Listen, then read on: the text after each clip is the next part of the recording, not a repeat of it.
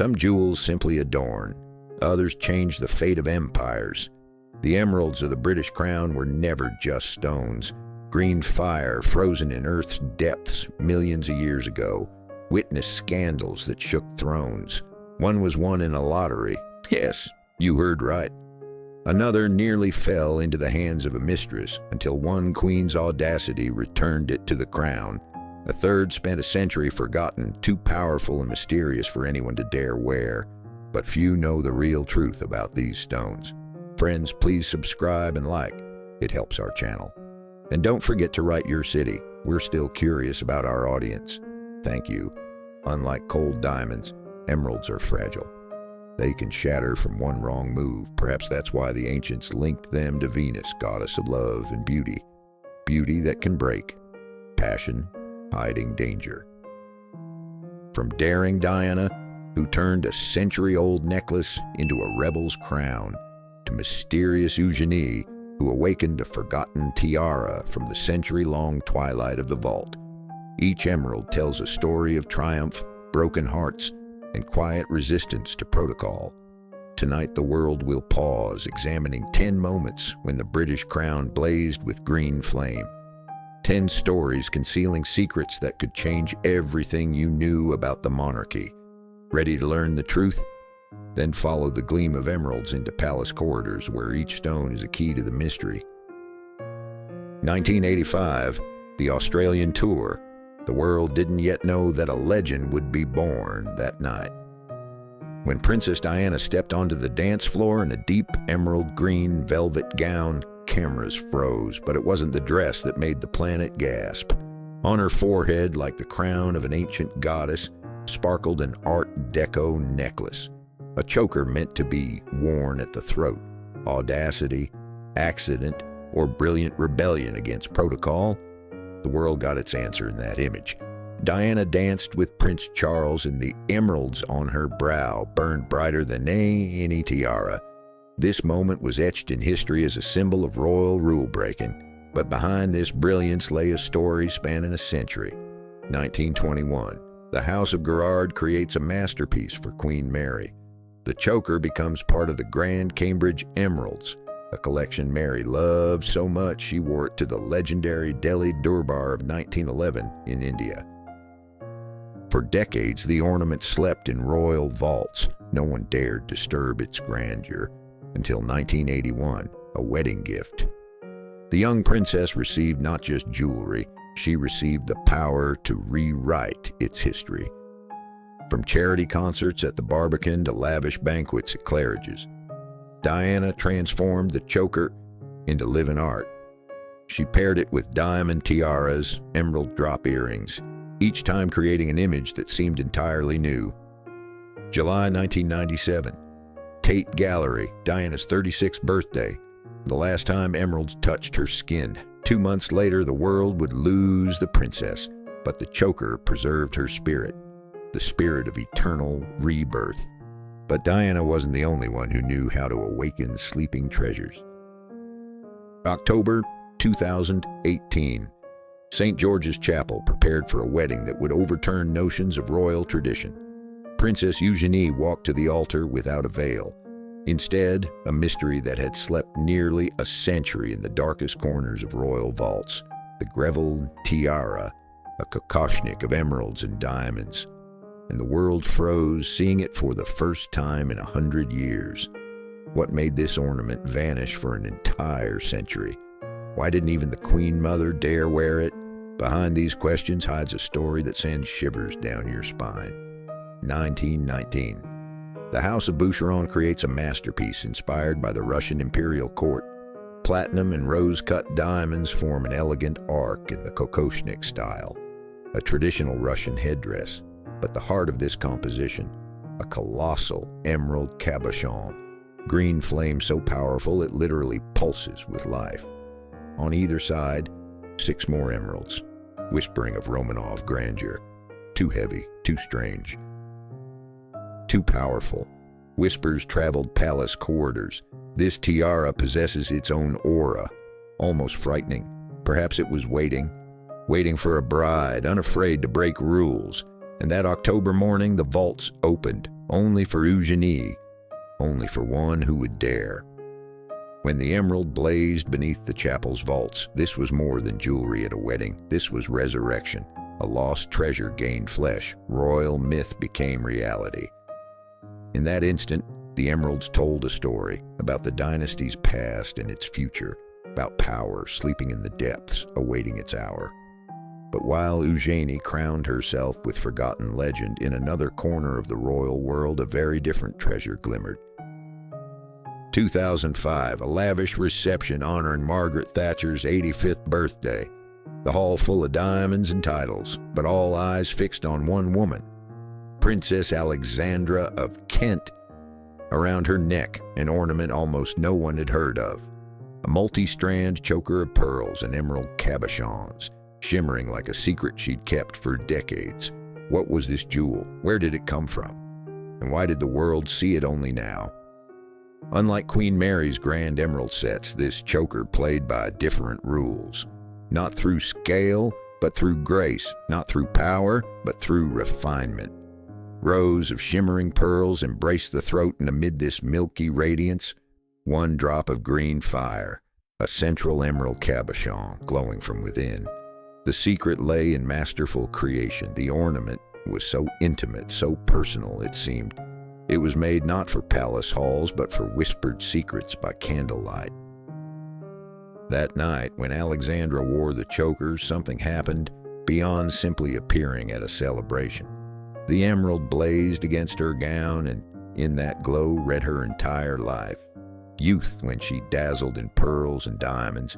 Years of service to the crown, elegance that doesn't shout but captivates. One moment, one ornament, and royal emeralds gained new meaning. They were no longer relics of past grandeur.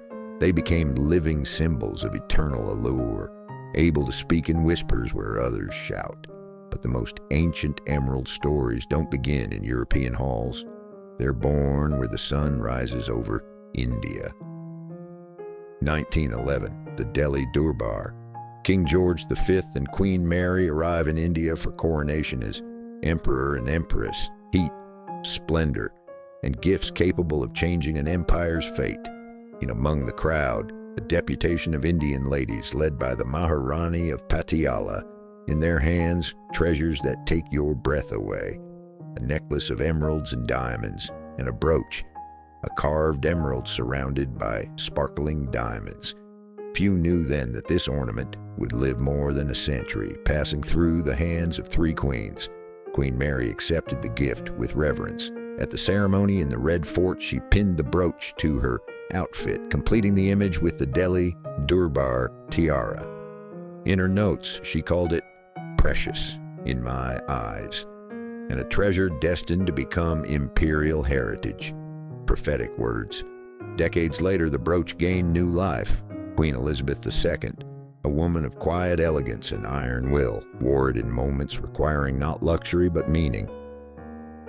Church and Sandringham Royal Windsor Horse Show. Each appearance was a sign history remembers, but the real surprise awaited the world in 2024. Royal Ascot. Queen Camilla steps onto the stand, and on her chest, that very carved emerald blazing under English sun, a debut awaited for more than 10 years after Charles's accession.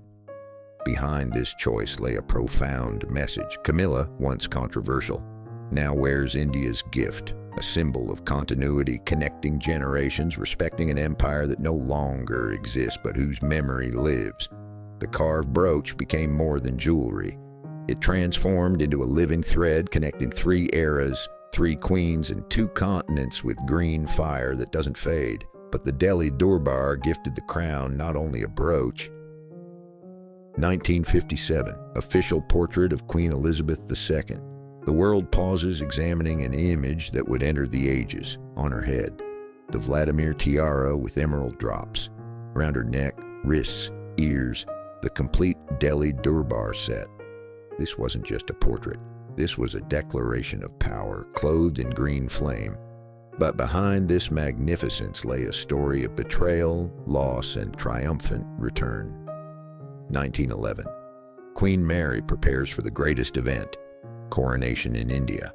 the House of Gerard receives an order to create a tiara worthy of an empress. The Cullinan diamonds and mysterious Cambridge emeralds go into the work. But where did these emeralds come from? Here begins a scandal whispered about for decades. Once they belonged to the Duke of Cambridge. After his passing, the jewels should have returned to the crown. However, his mistress refused to part with them. Years of court battles, humiliation, the threat of losing the treasures forever. And then she appeared, Queen Mary, a woman of iron will. She didn't just win back the emeralds, she transformed them into a symbol of royal power, crowning herself with them before all of India. The tiara became a masterpiece, a lattice of diamonds crowned by blazing emeralds, a vision of power framed in green fire. But what happened next, even more intriguing. Elizabeth II never personally owned the tiara. It remained with the Queen Mother until 2002, and yet the young queen found a way to wear its legacy. She combined the Vladimir Tiara with emerald drops and the Delhi Durbar necklace at great state receptions. From Tehran to Malta, these emeralds whispered one message: empire, memory, unbroken line of grandeur, and in Wales its own emerald symbol of loyalty awaited. 1907. Cardiff welcomes Queen Alexandra, and on her chest blazes something the world hadn't yet seen: a brooch shaped like a Welsh leek, studded with emeralds. This moment changed everything. The ornament became not just a jewel, it transformed into an oath engraved in stone. The design captivated with its symbolism. The leek, Wales's national symbol, skillfully crafted from diamonds, but the real magic lay in the emeralds crowning the plant like dewdrops at dawn. And below hung an emerald cabochon, a green drop pulsing with life, and an inscription in Welsh: to our own princess. Words sealed forever in green fire, an oath of loyalty that cannot be broken. For decades, the brooch slept until 1937 arrived. The Queen Mother revived the tradition during a visit to Wales after the coronation. The emeralds spoke again, and in 1969 they cried out. The investiture of Prince Charles as Prince of Wales, dramatic ceremony at Caernarfon Castle. And the Queen Mother in the stands with the brooch on her chest.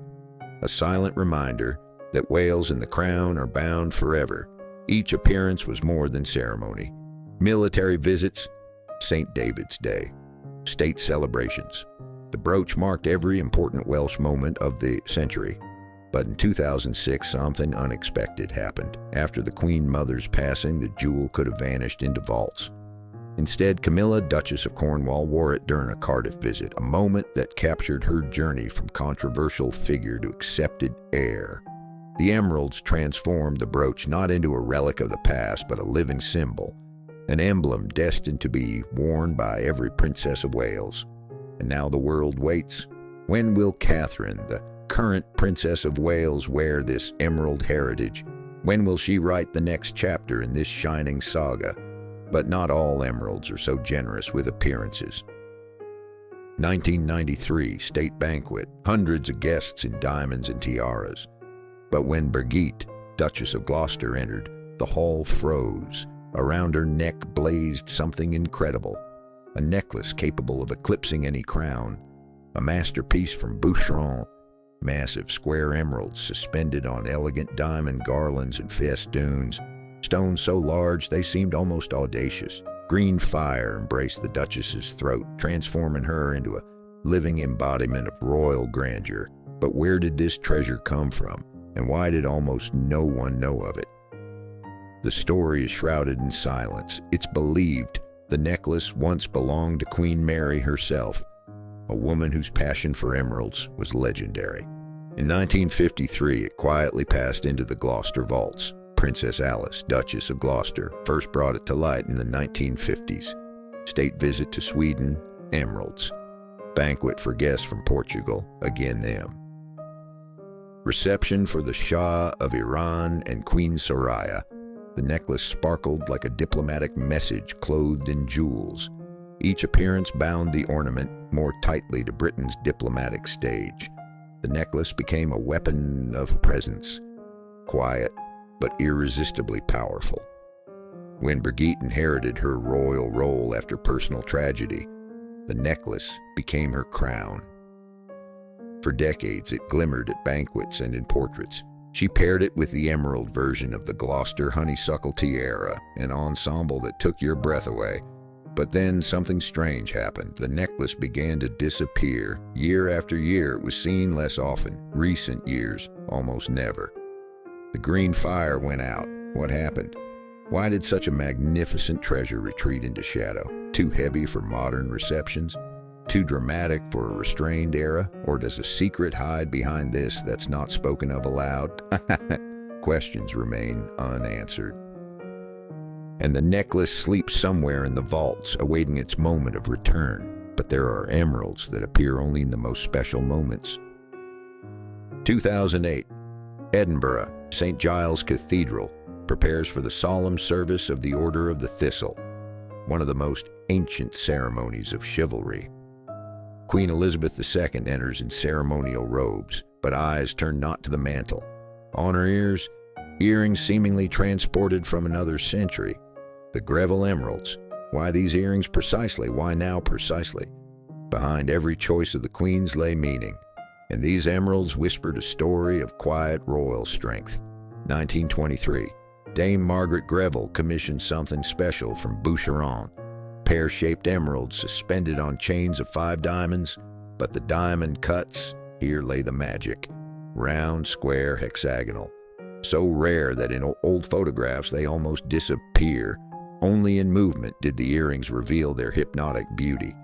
Emeralds swayed, diamonds shimmered, and the entire composition transformed into a living dance of light. The Queen Mother adored them. Gala concerts. Ballet premieres. Her 90th birthday.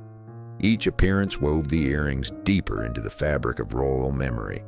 But here's a paradox that makes you think. Why did these emeralds appear in moments of quiet strength rather than at great coronations? Why were they chosen for religious ceremonies, intimate evenings, personal celebrations? The answer lies in Greville's will. When Dame Margaret bequeathed her collection to the crown, she passed on not just jewels, she passed on a philosophy.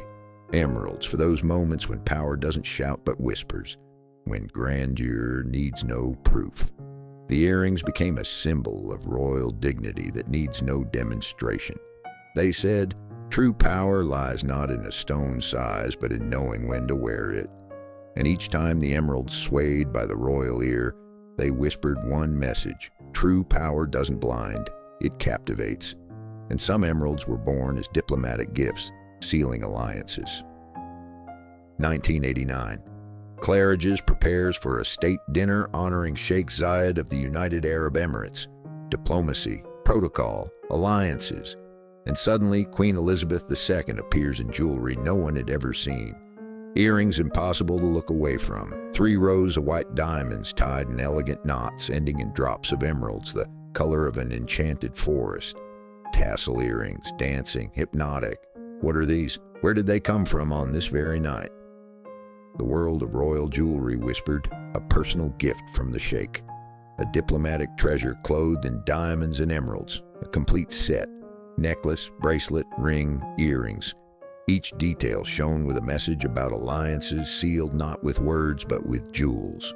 The necklace with diamond ropes and an emerald tassel framed the Queen's presence like a collar of light, drawing attention and admiration. From that moment, the emerald tassels became a quiet but powerful statement. Group of 7 Summit, 1991, sparks a green fire in the Grand Buckingham Palace. Toronto, 2002, the Golden Jubilee, the Queen combined them with the mighty Vladimir Tiara, weaving old and new into a single royal silhouette. 2011, the Obama family guests of the British Crown. And again, emerald tassels, modern, youthful, yet commanding. The earrings spoke the language of a new generation while preserving the dignity of centuries. But the real magic happened later, 2022, Jamaica. Dinner, honoring the Platinum Jubilee, and on the ears of a young woman, those very emerald tassels. Catherine, Princess of Wales, wore the Queen's legacy. With each step, emerald drops caught Caribbean light. A bracelet from the same set fastened on her wrist as if chaining her to history. In this gesture, everything read, passing the torch. Quiet connection of generations, green fire that doesn't fade.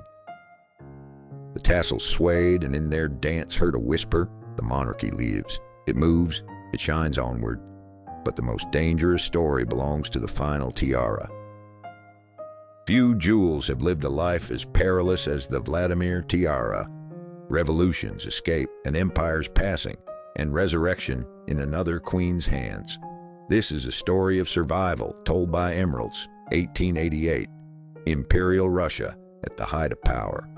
For Grand Duchess Maria Pavlovna, a tiara worthy of the Romanovs is created. A diamond frame, 15 drops that can be changed, pearls or emeralds. Flexibility disguised as grandeur. But then the world collapsed, 1917. Revolution sweeps away thrones, palaces burn, treasures vanish. The tiara should have perished in chaos, but someone risked their life to smuggle it out of burning St. Petersburg. A daring escape. Contraband across borders, and the tiara reaches London, a ghost of a fallen empire. Queen Mary sees in it not a relic. She sees possibility, purchase, transformation. And now the diamond frame is adorned with the Cambridge emeralds, those very ones she won back from a royal mistress. The tiara was reborn as an emerald masterpiece, 15 green drops suspended on diamond threads, a vision capable of stopping the heart. But the real legend begins with Elizabeth II, 1953, royal film premiere. The tiara first presented to the public, sparkling with emerald flame. The world gasped. Paris, 1957, Grand Opera. State visit where every detail matters. The tiara crowned the queen beneath French vaults, an echo of Russian grandeur in Europe's heart. Covent Garden, 1963, Gala, honoring the Greek royal family.